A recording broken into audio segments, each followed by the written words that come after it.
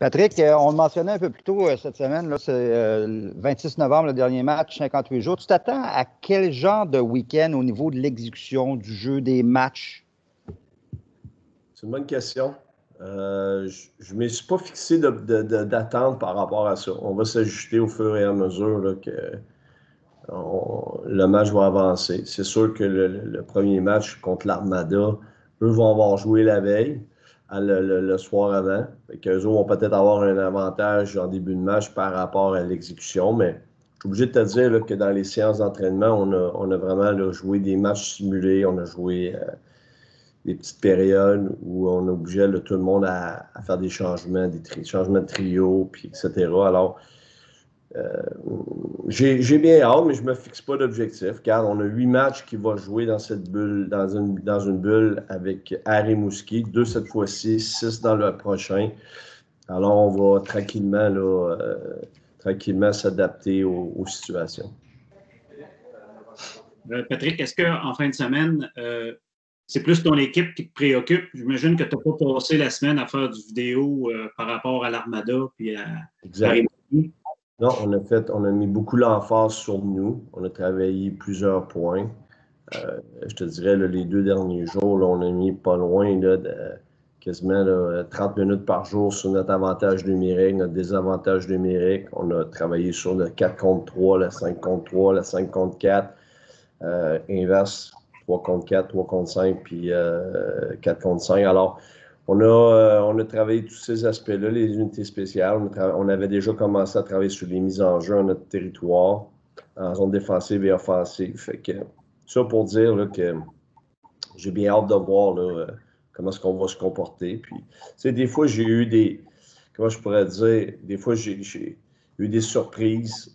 On s'attendait à ce que ce soit plus difficile en début de match, puis on avait bien amorcé les matchs. Puis d'autres fois, je m'attendais à des débuts de match incroyables, puis ça a fait de patate. Fait que non, je pense qu'on a mis l'accent sur nous, comme je t'ai mentionné, puis on focus sur ce que nous, on doit faire, puis ça va être un peu comme ça la fin de semaine. D'ici la fin de la saison, de toute façon, ça va être comme ça la majorité du temps.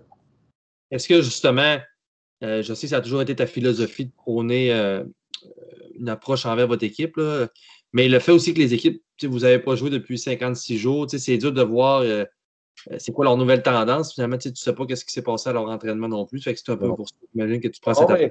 On va regarder le match de vendredi entre l'Armada et Rimouski.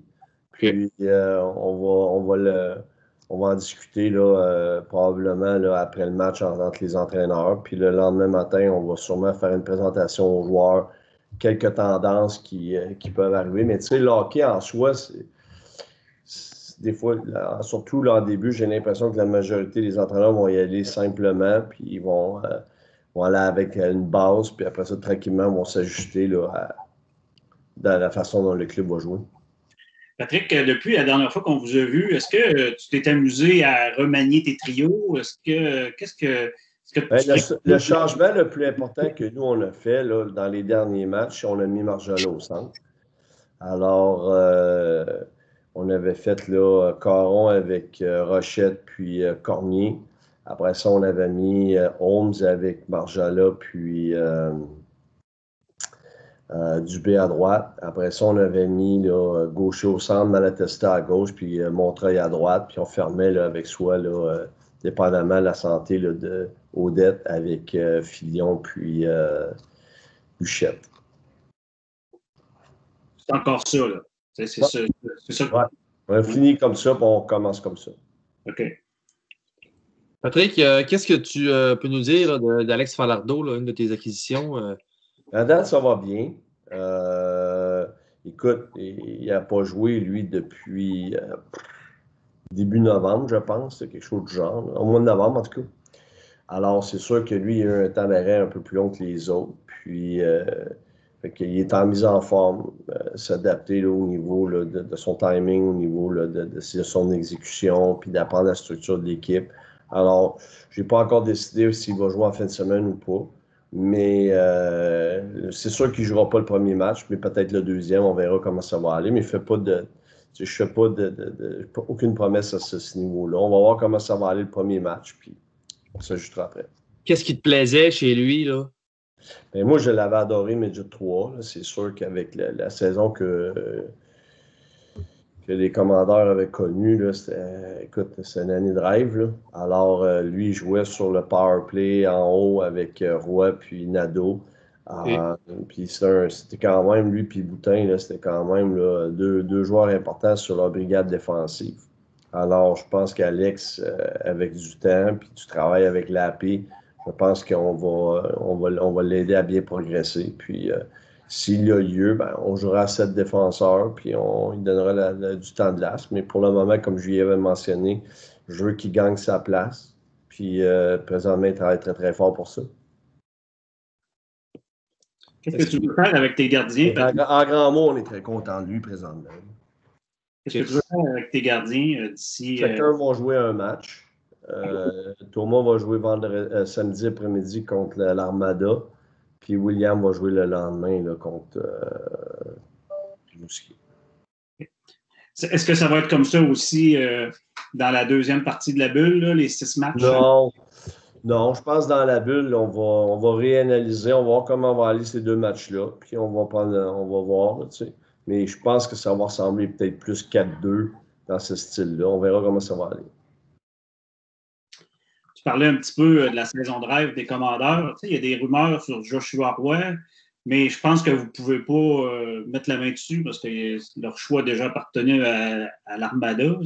Moi, je pense qu'on a le droit de mettre la main sur Joshua Roy. Ça demande quand même une vérification de ma part, mais je pense que nous, ce que je comprends du règlement, c'est que nous, on n'a pas le droit d'obtenir le choix, mais on peut obtenir le joueur. Tant aussi longtemps que... Dans le fond, ce que j'essaie de dire, c'est qu'on sépare les deux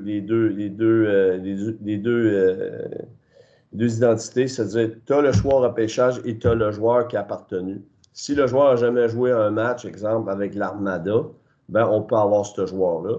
Puis mais on n'a pas le droit au choix au repêchage qui a appartenu à l'Armada. Okay. Si le choix était toujours libre, tu ne pourrais pas le prendre. C'est ça. Le choix, non. Mais je peux prendre le joueur qui est repêché, mais qui n'a jamais évolué pour l'Armada. Moi, c'est ma compréhension de la situation. Évidemment, on a appelé là, pour s'informer, voir, mais je pense qu'on n'est pas vraiment un fit avec St. John pour avoir un gars comme Joshua Roy. En tout cas, pas dans mes conversations. Tu as appelé Saint-Jean, tu n'as pas appelé la Ligue pour vérifier si tu pouvais le faire. Non, parce que dans ma compréhension, c'est qu'on a le droit aux joueurs. Si je suis dans l'erreur, mais j'imagine que la Ligue me dirait là, avant de compléter la transaction. OK. Mais on n'a pas été assez loin dans nos discussions pour vraiment évaluer cette situation-là. Comment... je sais que évidemment, vous mettez l'accent sur le développement individuel davantage là, cette année. Là. Mais comment tu trouves que tes gars se développent en général? Là, malgré là, on a joué 8 matchs. C'est difficile de dire comment est-ce que nos gars évoluent puis tout ça, mais ce que je vois dans les séances d'entraînement, je vois du changement. Là, je vois qu'on fait des belles choses, on bouge bien. Fait que, je vois une certaine progression, mais là, 8 matchs là, dans les 2 semaines et demie, ça va être intéressant de voir. Parce que c'est sûr que vous n'avez pas de gars, sauf erreur, vous n'avez pas de gars vraiment éligibles au repêchage. Là. Nathan est late. Là. Quel joueur éligible? Comment? On a plusieurs éligibles. On a Malatesta, on a... excuse-moi. On perd le fil. Ben, c'est ça, mais ces gars-là, ces matchs-là, t'as l'impression... 50 shows, hein, ça affecte tout le monde. As-tu l'impression, justement, que pour eux aussi, ça va être, c'est bon qu'il y ait de la visibilité enfin? Là? Ben oui. Ben oui. Ben oui. Ben oui. Les autres ligues, même ceux qui n'ont pas été repêchés l'année passée, je veux dire, il n'y a pas de mal à avoir manqué un repêchage à 17 ans et être repêché à 18 ans. Là. Je pense à Rochette, je pense à Savoie, je pense à Cormier. Je veux dire, je parlais avec certains dépisteurs, puis ils adorent ce qu'ils voient de Théo Rochette présentement. Puis, comme ils disent, c'est quoi la différence d'être repêché à 17 ou 18 ans? À la fin, si t'es repêché, t'es repêché. Puis, honnêtement, eux autres, ils aiment ce qu'ils voient de Savoie, ils aiment ce qu'ils voient de Cormier, ils adorent ce qu'ils voient de Rochette, ils voient une belle progression dans le cas des 3 joueurs. Fait que pour moi, ça, c'est ce que j'aime entendre. Oui, c'est vrai, excuse-moi. Effectivement, que les gars sont toujours admissibles à 18 ans. Est-ce que là, je change un peu de sujet, mais Kourachev a marqué son premier but. Est-ce que tu l'as félicité ou tu as pu échanger avec lui depuis qu'il a marqué son premier Honnêtement, but? je ne savais même pas, fait que je suis content, puis je vais y envoyer un texto. Parce que j'ai souvent là, gardé contact avec lui quand il était allé en Suisse, puis tout ça, on a jasé beaucoup, puis Okay. on a fait plusieurs là. Fait que honnêtement, c'est une très belle nouvelle. Merci de me l'apprendre. Pas parce que je ne suis pas ce qui se passe dans la Ligue nationale, mais ça doit m'échapper. Mais je me souviens qu'à sa dernière saison, tu avais dit les amateurs des remparts sont choyés, ils sont gâtés parce que ce gars-là, dans ma tête, et je parle de toi, tu disais assurément il va jouer dans la Ligue nationale de hockey. Un premier but après 3 matchs seulement, tu n'es pas étonné qu'on t'apprenne ça, qu'on te dise Non. ça, qu'il a fait sa place à Absolument Chicago. pas. Mais tu sais, il y avait tu sais, Phil, il avait une bonne vitesse, patinait bien, il avait un bon sens du jeu.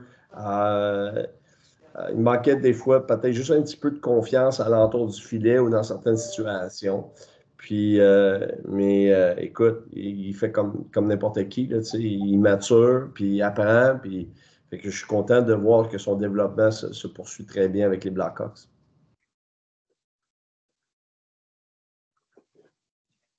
C'est beau, gars? Bon. C'est qui le prochain, Nicole? Merci.